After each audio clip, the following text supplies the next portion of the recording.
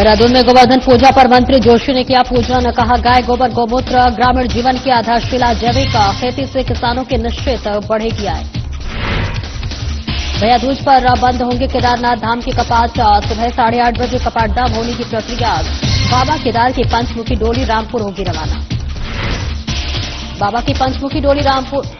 हल्की कुमाऊं में भैया दूज पर चूड़ कटने की परंपरा। ओखली में धान कूटकर देवताओं को चढ़ाया जाता। महिलाएं कुमाऊं ने पिछोड़ा खाने निभा रही परंपरा। ऋषिकेश में जयराम आश्रम में धूमधाम से मना गोवर्धन पर्व। अन्नकूट महोत्सव का भी हुआ कार्यक्रम। ब्रह्मस्वरूप ब्रह्मचारी ने बताया पूजा का महत्व। और ऋषिकेश के विद्या मंदिर इंटर कॉलेज में पुरातन छात्र सम्मेलन कार्यक्रम में मुख्य अतिथियों का किया गया सम्मान। सफलता के लिए पुरातन छात्रों ने दिया टिप्स। नमस्कार, स्वागत है आपका। मैं हूं आपके साथ सपना दीपक मद्देशिया। बुलेटिन का आगाज करेंगे। गोवर्धन पूजा के पावन अवसर पर प्रदेश के कृषि, कृषक कल्याण एवं ग्राम्य विकास मंत्री गणेश जोशी ने देहरादून में पारंपरिक विधि विधान से गोवर्धन पूजा और गौ माता का पूजन किया। काबीना मंत्री जोशी ने इस अवसर पर कहा कि गोवर्धन पूजा भारतीय कृषि संस्कृति और पर्यावरण संरक्षण की गहरी भावना से जुड़ी हुई है। उन्होंने कहा कि गाय गोबर और गोमूत्र हमारे ग्रामीण जीवन की आधारशिला है, जिनसे न केवल जैविक खेती को बढ़ावा मिलता है बल्कि स्वच्छता और सतत विकास को भी बल मिलता है। उन्होंने प्रदेशवासियों से अपील की कि वे जैविक खाद और प्राकृतिक खेती को अपनाकर सरकार की जन कल्याणकारी योजनाओं का लाभ उठाएं, जिससे किसानों की आय में वृद्धि के साथ साथ पर्यावरण भी सुरक्षित रहेगा।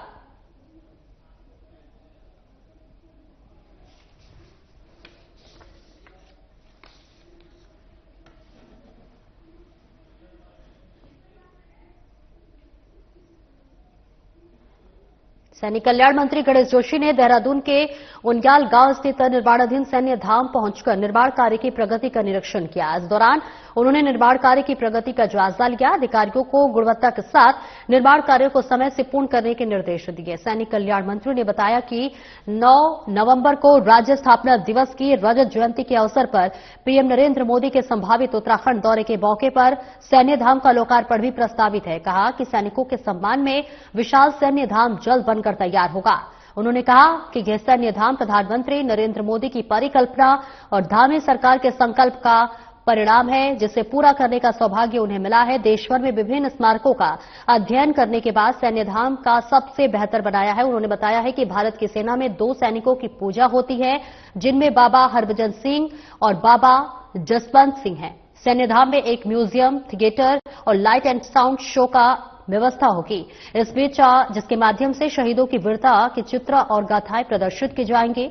मंत्री जोशी ने कहा कि लोकार्पण के बाद जिस प्रकार लोग चारधाम के दर्शन करने जाते हैं, वैसे ही लोग हमारे वीर सपूतों को श्रद्धांजलि देने और उनकी गाथा जानने के लिए सैन्य धाम को देखने जरूर आएंगे। निरीक्षण के दौरान मंत्री गणेश जोशी ने नक्षत्र वाटिका की स्थापना सहित अन्य निर्माण कार्यों को प्राथमिकता पर करने के निर्देश दिए हैं।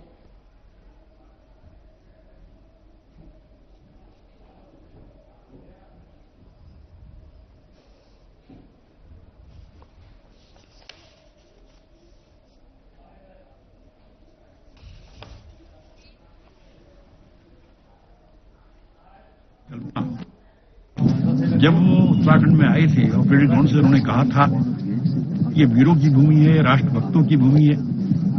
देश की सेना का 17.5% की पूर्ति हमारा छोटा सा राज्य करता है। देश की रक्षा करने वाला हर 5वां सैनिक हमारे उत्तराखंड से होता है।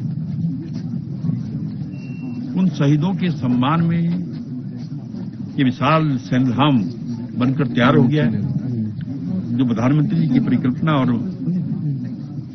धामी सरकार का संकल्प, जिसको पूरा करने का सौभाग्य मुझे प्राप्त हुआ है।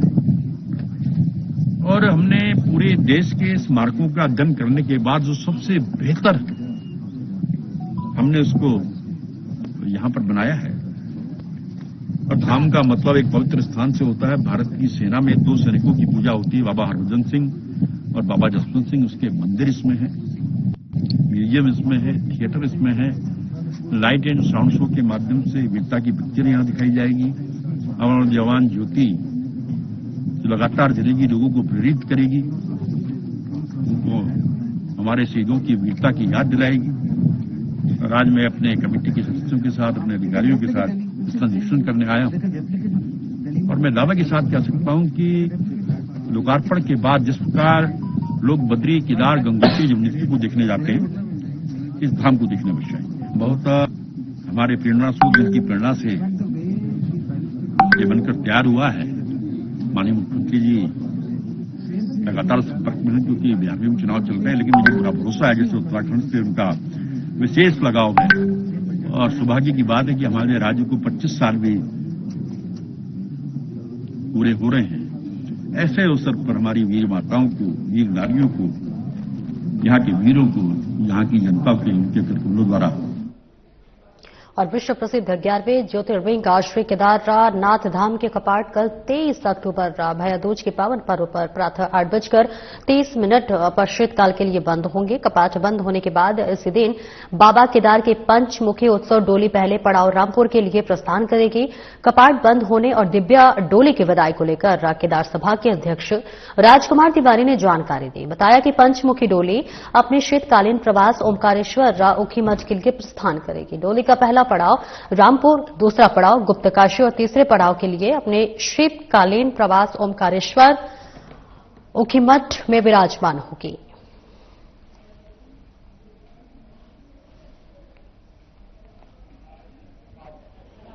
ज्योतिर्लिंगम मुदित मनसा नौमि केदारनाथम। आशुतोष भगवान श्री केदारनाथ जी के कपाट कल सुबह 8:30 बजे बंद हो जाएंगे और प्रातःकाल यहां से चल विग्रह डोली अपने शीतकालीन प्रवास ओंकारेश्वर ऊखीमठ के लिए प्रस्थान करेगी। जो पहला पड़ाव ये रामपुर और दूसरा पड़ाव काशी विश्वनाथ मंदिर गुप्तकाशी और तीसरे पड़ाव के लिए अपने शीतकालीन। और आज शाम से ही भगवान आशुतोष श्री शंकर जी समाधिस्थ हो जाएंगे और रात को 11 साढ़े 11 बजे से लगभग 3 बजे तक सभी श्रद्धालुओं को गर्भगृह के दर्शन होंगे और उसके बाद सफाई का कार्यक्रम होगा 4 बजे से लेकर और सुबह 6 बजे तक समाधि पूजा चलेगी और उसके बाद गर्भगृह के जो कपाट बंद होंगे, फिर दूसरे द्वार सभा मंडप के कपाट बंद होंगे और लगभग 8-8:15 बजे जो है पूरब गेट के कपाट बंद होंगे और भगवान चल विग्रह डोली अपने शीतकालीन प्रवास ओंकारेश्वर मंदिर ऊखीमठ के लिए प्रस्थान करेगी। जय बाबा केदार, हर हर महादेव। मेरा नाम है वागेश सिंह, प्रधान पुजारी श्री केदारनाथ मंदिर। बाबा केदारनाथ जी का जो बाबा कपाट कल सुबह प्रातःकाल परंपरा अनुसार 8:30 बजे भगवान केदारनाथ जी का कपाट बंद हो रहा है। जो नियम है, जो भगवान केदारनाथ जी को कपाट बंद करने का प्रक्रिया आज रात से ही शुरू हो रहा है। प्रथमतः लोगों को दर्शन के लिए खुली जाएगा। पहले भाल भोग लगेगा, उसके बाद महाभोग लगेगा। महाभोग लगने के बाद भगवान केदारनाथ जी को 4 बजे से समाधि पूजा प्रारंभ होगा 6 बजे तक। 6 बजे होने के बाद मंदिर का अंदर जो गर्भ मंदिर है 6 बजे कपाट बंद हो जाएगा। उसका बाद कपाट जो मंदिर का जो मेन गेट है, पूर्व गेट है, वो 8:30 बजे बंद हो जाएगा। उसका बाद जो चल विग्रह डोली यहां से प्रस्थान करके पहले पड़ाव रामपुर, दूसरा पड़ाव गुप्तकाशी और तीसरा पड़ाव ओमकारेश्वर मंदिर पंच केदार का गद्दी स्थान जो भगवान केदारनाथ जी का और द्वितीय केदार मध्यमहेश्वर जी का जो शीतकालीन पूजा गद्दी स्थान है, उस दिन 25 तारीख को भगवान केदारनाथ जी का चल विग्रह उत्सव मूर्ति केदारनाथ ओमकारेश्वर पहुंच जाएगा।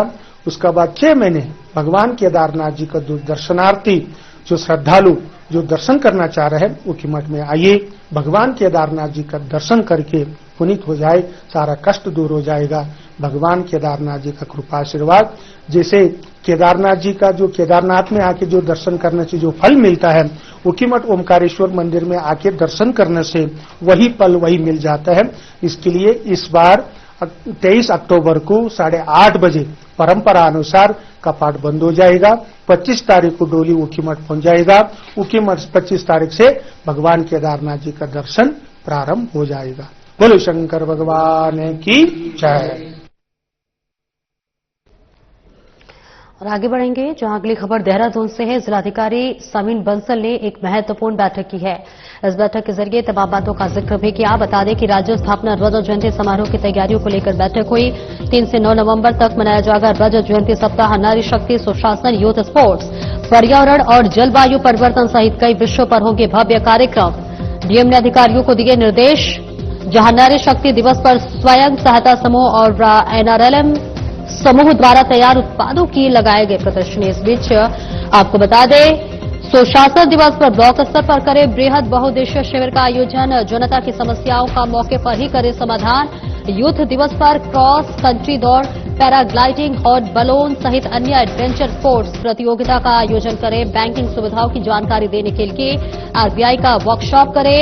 अमर शहीदों की बलिदानों और स्वतंत्रता संग्राम सेनानियों को करे सम्मानित। शिक्षण संस्थानों में विजन 2050 विषय पर गोष्ठी, निबंध, पेंटिंग प्रतियोगिता का आयोजन करे।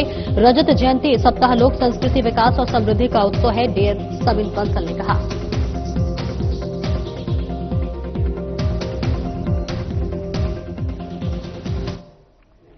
और आगे बढ़ेंगे, जहां कल यानी कि 23 अक्टूबर को यमुनोत्री धाम के कपाट बंद हो रहे हैं, वहीं मां यमुना की शीतकालीन यात्रा की तैयारियों के तहत यमुनोत्री धाम और खरसाली गांव स्थित यमुना मंदिर को करीब 11 क्विंटल फूलों से भव्य रूप से सजाया जा रहा है।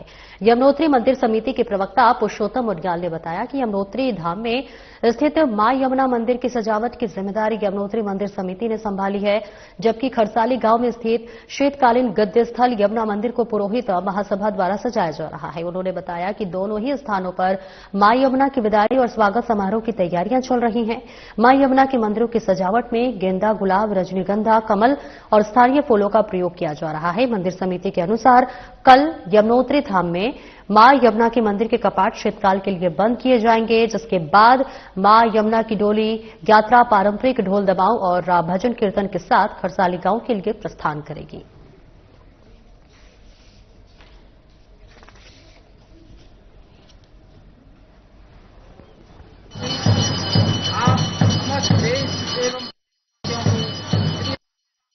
यमुनोत्री मंदिर समिति की ओर से 5 दिवसीय जो ये त्योहार हम लोगों के चल रहे हैं, इसकी बहुत बहुत हार्दिक शुभकामनाएं। आज गोवर्धन पूजा के दिन कल भैया दूज है, जो कि यमुनोत्री धाम से माता जी का जो कपाट है वो बढ़ा दिए जाएंगे और खरसाली तुलसी मठ में मां यमुना जी के दर्शन होंगे।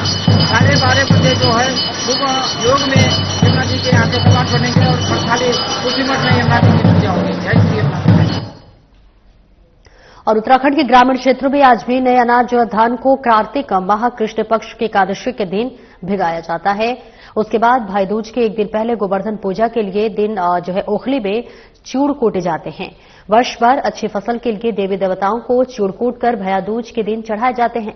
थल क्षेत्र के करेला गांव में आज भी महिलाएं कुमाऊनी पारंपरिक परिधान में भैया दूज के लिए चूड़ कूटते हैं।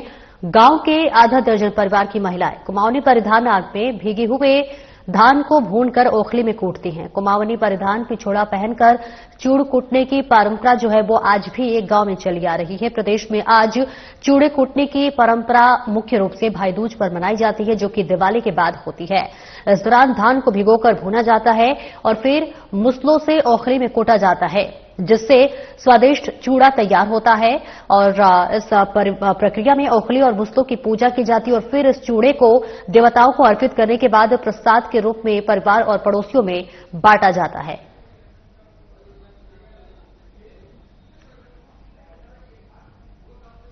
चूड़े कूटने की परंपरा हमारे पर्वतीय क्षेत्रों में पहले से चली आ रही है, जिसे हम हर वर्ष सभी महिलाएं अपने गांव में मिलकर सामूहिक रूप से करते हैं और भैया दूज के दिन अपने अपने इष्ट देवताओं को चढ़ाकर सभी सगे संबंधियों के सिर में डालकर उनके सुख समृद्धि की कामना करते हैं। और आगे बढ़ेंगे, ऋषिकेश के जयराम आश्रम में गोवर्धन पूजा और अन्नकूट महोत्सव धूमधाम के साथ मनाया गया। कार्यक्रम में शहर के हजारों श्रद्धालु गोवर्धन पूजा के लिए पहुंचे और मौके पर जयराम आश्रम के परमाध्यक्ष ब्रह्मस्वरूप ब्रह्मचारी महाराज ने श्रद्धालुओं को गोवर्धन पूजा और अन्नकूट महोत्सव का महत्व समझाया। बताया कि भगवान श्रीकृष्ण ने इंद्र देवता के घमंड को तोड़ने के लिए गोवर्धन पर्वत को छोटी उंगली पर उठाया था और गोकुल वासियों ने भारी बारिश कर रहे इंद्र देवता के प्रकोप से बचने के लिए गोवर्धन पर्वत के नीचे शरण ली थी। तभी से गोवर्धन पर्वत की पूजा अर्चना करने का प्रचलन शुरू हुआ। बताया कि आज गोवर्धन पूजा और अन्नकूट महोत्सव के मौके पर भगवान श्रीकृष्ण को 56 प्रकार के व्यंजनों का भोग लगाया गया। भोग प्रसाद सभी श्रद्धालुओं को वितरित भी किया गया। मौके पर शहर के कई गणमान्य नागरिक पूजा में शामिल हुए, जिन्होंने शहर और राज्य की उन्नति को लेकर भगवान श्रीकृष्ण से प्रार्थना की। ये सब भगवान की गोवर्धन पूजा हर साल जयराम आश्रम में मनाते, पूरा हिंदुस्तान आज के इस अवसर को मनाता है। लेकिन ये आस्था और मर्यादा का प्रतीक है। ये त्योहार हमें संस्कार सिखाता है, समर्पण सिखाता है। आज ये ऋषिकेश के तमाम नागरिकों के सामने एक आग्रह किया है कि हमें पर्यावरण और समर्पण भाव हमें होना चाहिए, गौ सेवा होनी चाहिए और कन्याओं का आदर हमें एक मर्यादा सिखाता है। जिस घर में कन्या है उस घर में संस्कार है, इस संस्कारों को भी देता है। भगवान श्री कृष्ण ने बहुत सी चीजें कही हैं, लेकिन इस अवसर पर ऐसा भी संदेश है कि व्यक्ति के अंदर अहम नहीं होना चाहिए। इंद्र का अहम दूर करने के लिए ये लीला भगवान ने स्वयं रची थी।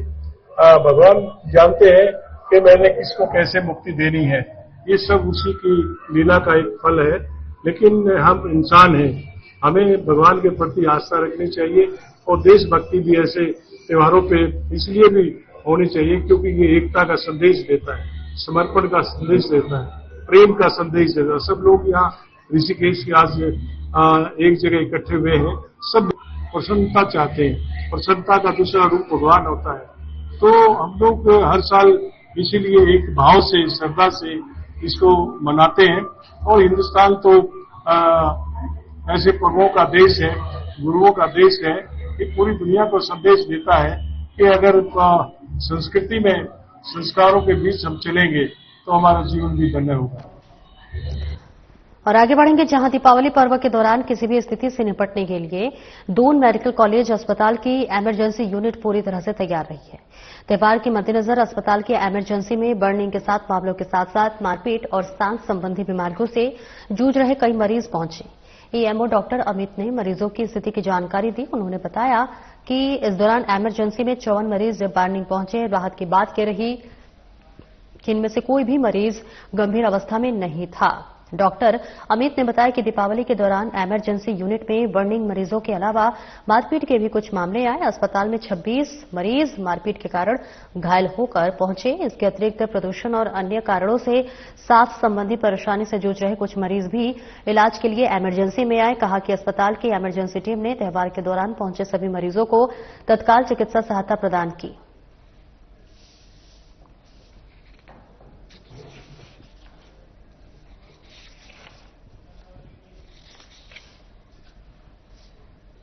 सरस्वती विद्या मंदिर इंटर कॉलेज आवास विकास में पुरातन छात्र सम्मेलन का आयोजन हुआ। विद्यालय की गौरवशाली परंपरा और भारतीय संस्कृति और जीवन मूल्यों पर आधारित शिक्षा को समर्पित यह कार्यक्रम पूर्व छात्रों के लिए यादगार बन गया।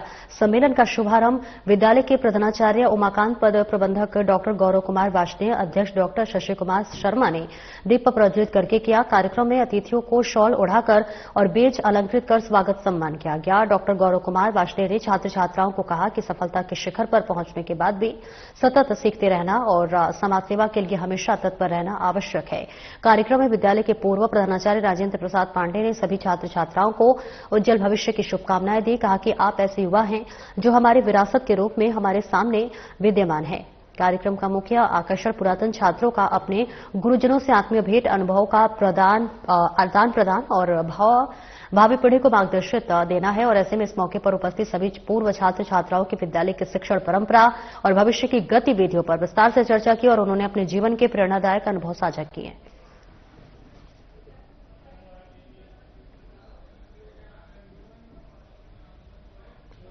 और आगे बढ़ेंगे, पुलिस ने स्टंटबाजों का सोशल मीडिया पर फेमस होने का सपना पूरा करते हुए स्टंटबाजों को कड़ा सबक सिखाया है। जी हां, दरअसल थाना सिटकुल पुलिस को स्थानीय नागरिकों से सूचना प्राप्त हुई कि रामधाम शिवालिक नगर के युवाओं को द्वारा मोटरसाइकिल को खतरनाक रूप से मॉडिफाई कर स्टंटबाजी की जा रही है, जिसकी वीडियो सोशल मीडिया प्लेटफॉर्म पर वायरल हो रही है। सूचना के आधार पर पुलिस टीम ने कार्रवाई करते हुए अक्षयपाल, निखिलपाल और ईशु कश्यप नाम के तीनों व्यक्तियों के खिलाफ कार्रवाई की है। पुलिस ने 2 मोटरसाइकिलों को मौके पर सीज कर दिया और इस बीच सीज कर संबंधित सोशल मीडिया अकाउंट से स्टंट की वीडियो भी पोस्ट डिलीट करवाई। पूछताछ में तीनों युवकों ने अपनी गलती स्वीकार करते हुए भविष्य में ऐसी हरकत न करने की बात कहते हुए माफी मांगी। पुलिस ने आमजन से अपील की है कि इस प्रकार के खतरनाक स्टंट न करें और ऐसा करने वालों की सूचना तत्काल स्थानीय पुलिस को दें। इस प्रकार की गतिविधियां स्वयं के और अन्य लोगों के लिए जानलेवा हो सकती है।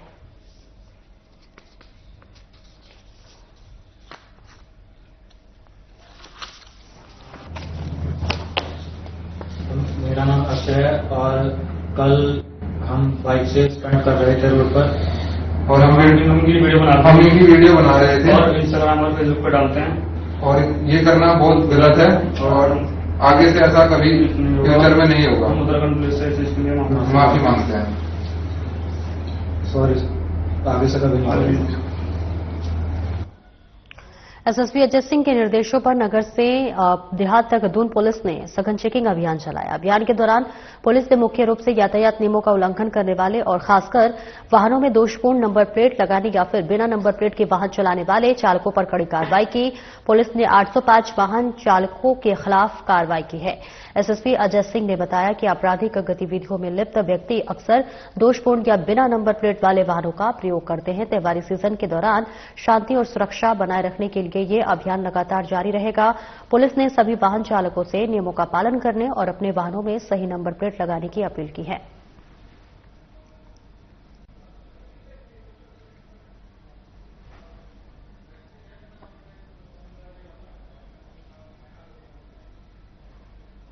एसएसपी प्रहलाद नारायण मीणा के दिशा निर्देशन में नैनीताल पुलिस ने चोरी की घटनाओं के त्वरित अनावरण की मुहिम के तहत एक और बड़ी सफलता हासिल की है। पुलिस टीम ने मात्र कुछ ही घंटों में पेट्रोल पंप चोरी की घटना का पर्दाफाश कर दिया है।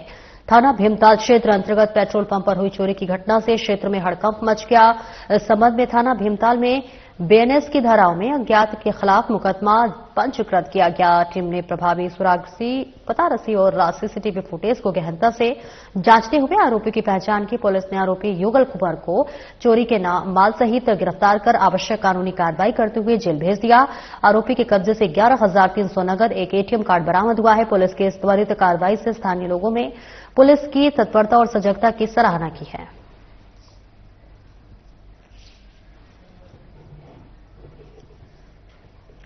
और आगे बढ़ेंगे, जहां आपको बताते चले कि ऋषिकेश देहरादून रोड पर राखो दर्दनाक सड़क हादसे में एक युवक की मौत हो गई है, जबकि 2 लोग गंभीर रूप से घायल हो गए हैं। हादसा 7 मोड़ के पास उस वक्त हुआ जब एक तेज रफ्तार इलेक्ट्रिक कार अचानक बेकाबू होकर सड़क किनारे पेड़ से टकराई और पलट गई। प्रत्यक्षदर्शियों के अनुसार कार देहरादून से ऋषिकेश की ओर आ रही थी।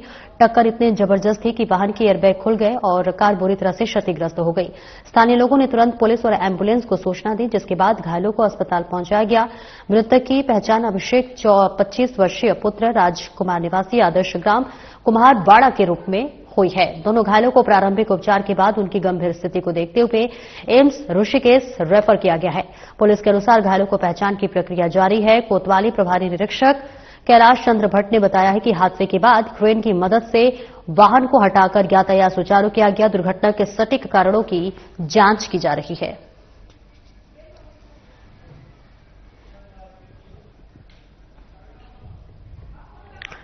और ऋषिकेश संदिग्ध परिस्थितियों में आग लगने से जली एक विवाहिता ने ऋषिकेश एम्स में इलाज के दौरान दम तोड़ दिया। परिजनों ने ससुराल पक्ष पर दहेज उत्पीड़न और पेट्रोल डालकर विवाहिता को जलाने का आरोप लगाया है। मामले में राज्य महिला आयोग के अध्यक्ष कुसुम कंदवाल पहले ही पुलिस को कड़ी कार्रवाई करने के निर्देश दे चुकी हैं।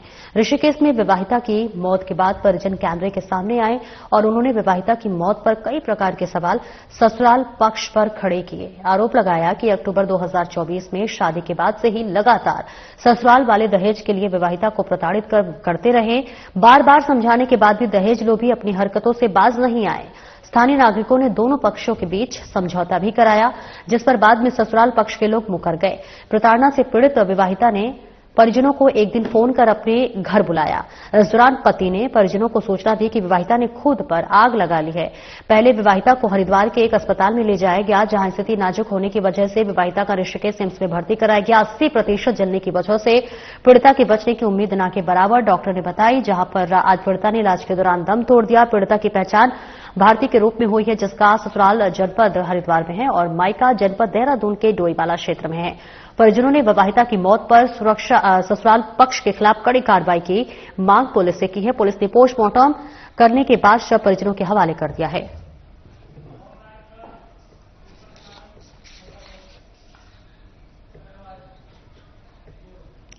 और ये एक तरह से कहे तो लगातार देखिए, इस खबर पर ज्यादा जानकारी के लिए हमारे संवाददाता दीपक नारंग हमारे साथ जुड़ रहे हैं। दीपक, देखिए, एक विवाहिता का इस तरह से जल गई और मृत्यु भी उसकी हो गई। हालांकि देखिए, परिजन ये आरोप लगा रहे हैं कि दहेज के प्रताड़ना से ये मौत हुई है। पोस्टमार्टम रिपोर्ट क्या आई है, क्या कुछ खुलासे हुए हैं अभी? देखिए, इस मामले में अभी तक पोस्टमार्टम रिपोर्ट नहीं आई है, क्योंकि अभी पोस्टमार्टम शाम को ही हुआ है और बॉडी जो है पोस्टमार्टम के बाद परिजनों को सौंप दी गई है अंतिम संस्कार के लिए। और पोस्टमार्टम रिपोर्ट आने में अभी लगभग 12 से 13 दिन लगेंगे। इसके बाद ही उसके अंदर स्पष्ट हो पाएगा कि आखिरकार मौत के क्या कारण स्पष्ट रहे हैं। लेकिन अभी जो प्रथम दृष्टया मामला है वो मामला है विवाहिता के जलने का, कि वो संदिग्ध परिस्थितियों में जली थी और उसको हरिद्वार में जो है भर्ती कराया गया था, जहाँ पे हालत गंभीर होने की वजह से उसे ऋषिकेश में लाया गया और 2 दिन के उपचार के बाद जो है विवाहिता ने जो है यहाँ पर दम तोड़ दिया है। जानकारी के मुताबिक विवाहिता 80% तक जल चुकी थी, इसलिए उसका बच पाना थोड़ा सा इस समय पर मुश्किल हुआ। डॉक्टरों ने कंडीशन देखने के बाद पहले ही इस बात के लिए बताया था कि जो स्थिति है वो काफी क्रिटिकल है और ऐसे में जान बचना काफी मुश्किल है। लेकिन डॉक्टरों ने अपनी तरफ से प्रयास किया। फिलहाल अभी विवाहिता की ने जो है जान जा चुकी है और इस मामले में परिजनों ने जो है ससुराल पक्ष पर दहेज उत्पीड़न के साथ में जो है पेट्रोल छिड़ककर विवाहिता को जलाने का आरोप लगाया है और पुलिस से मांग की है कि इस मामले में जो ससुराल पक्ष वाले हैं उनके खिलाफ कड़ी कानूनी कार्रवाई की जाए। इस पूरे मामले का जो संज्ञान है वो राज्य महिला आयोग की अध्यक्ष कुसुम सनवाल है, उन्होंने भी लिया है और पुलिस को निर्देशित किया है कि इस मामले में किसी भी प्रकार से जो आरोपी हैं वो बचने नहीं चाहिए, निष्पक्ष रूप में इसके अंदर जांच होनी चाहिए। अगर दहेज उत्पीड़न और पेट्रोल जैसे मामलों होगा, जो कुछ भी जानकारी सामने आती है आप साझा करें। बहुत बहुत शुक्रिया इस महत्वपूर्ण जानकारी के लिए। फिलहाल इस बुलेटिन में इतना ही। नमस्कार।